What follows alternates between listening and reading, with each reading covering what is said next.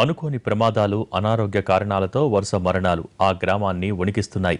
అపనమ్మకం, అనుమానం పెనుభూతంలా వెంటాడుతోంది.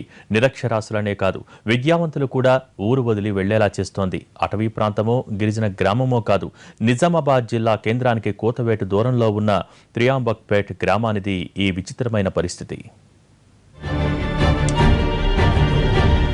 వెలవెలబోతున్న ఈ గ్రామం పేరు త్రియాంబక్పేట్. ఒకప్పుడు కళకళ్లాడిన ఊరు ఇప్పుడు కళ తప్పింది. ఎటు చూసినా ఖాళీ పూరి గుడిసెలు, పాడుపడిన మట్టి గోడలు కనిపిస్తున్నాయి. భూతద్దం పెట్టి వెతికిన ఈ గ్రామంలో యువకులు, మధ్య వయస్కులు అస్సలు కనిపించరు. ఎటు చూసినా వృద్ధులు, వితంతువులే కనిపిస్తారు. గ్రామంలో ఎక్కువ మంది వితంతువులే. భర్తను కోల్పోయి ఒకరు, కొడుకును కోల్పోయి మరొకరు, మగదిక్కును పోగొట్టుకుని మరొకరు. అసలు సాయంత్రం 6 దాటితే ఆ ఊళ్ళో ఒక్కరూ బయట కనిపించరు.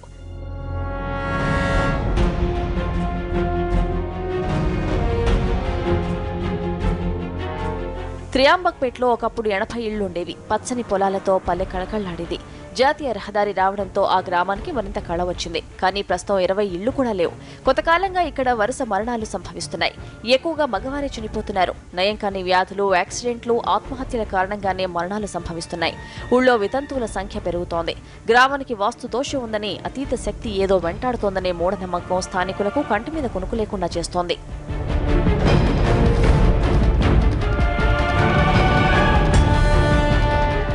ఊళ్ళో వరుస మరణాలు సంభవిస్తుండటంతో జనం భయంగా గడుపుతున్నారు.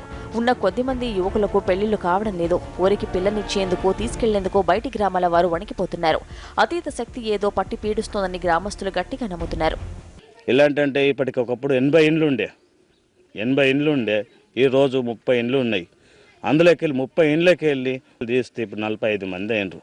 అందులోకి వెళ్ళి మగవాళ్ళు 20 మంది ఉన్నారు, ఆడవాళ్ళు 60 మంది ఉన్నారు. ఇప్పుడు ఎందుకోసం కొందరు ఇండ్లు ఇడిసపెట్టేసిండ్రు. ఇండ్లు ఇడిసపెట్టేసి వేరే తాట బతకడానికి పోయినరు.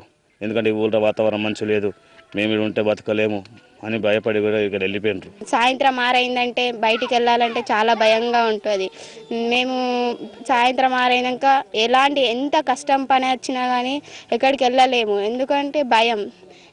మళ్ళీ ఇక్కడ మాకు ఆరోగ్య కేంద్రము కానీ ఎలాంటి స్పెషాలిటీలు లేవు. చదువుకోవడానికి విద్యాలయం లేదు. అన్ని సౌకర్యాలు ఉన్న దగ్గర మమ్మల్ని ఇస్తే బాగుంటుందని మేము ప్రభుత్వాన్ని కోరుకుంటున్నాం. గ్రామంలో ఏ కుటుంబాన్ని చూసినా విషాదమే, ఎవరిని కదిలించినా కన్నీళ్లే. వరుస మరణాలతో చాలా కుటుంబాలు ఇంటిని వదిలి ఇతర ప్రాంతాలకు వలసలు వెళుతున్నారు. దీంతో ఊర్లో ఉన్న ప్రాథమిక పాఠశాల మూతపడింది. ఇప్పటికీ గ్రామంలో 35 ఏళ్ల కిందట నిర్మించిన పెంకుటిళ్లు, పూరి గుడిసెలు ఉన్నాయి. ఒక్క డాబా ఇల్లు, బంగ్లాలు అస్సలు కనిపించవు. గ్రామానికి అత్యంత దగ్గరలో ఉన్న గండి తండావాసులు సుఖ సంతోషాలతో ఉన్నారు.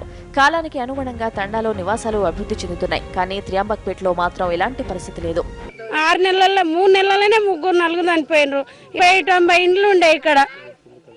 అన్ని 90 ఇండ్లకి వెళ్ళి 30 ఇండ్లు అయినాయి ఇప్పుడు ఖచ్చితంగా. అంటే బతుకుదారు లేదు, ఏం పని పుట్టు లేదు మాకు. మళ్ళీ అన్ని బతుకుదారు పిల్లలకు జీవితాల్లో ఎట్లా వేయాలి, పెళ్లిళ్ళు ఎట్లా వేయాలి, చదువులు ఎట్లా చదవాలా, మేమెట్లా పొట్టకు బతకాలా.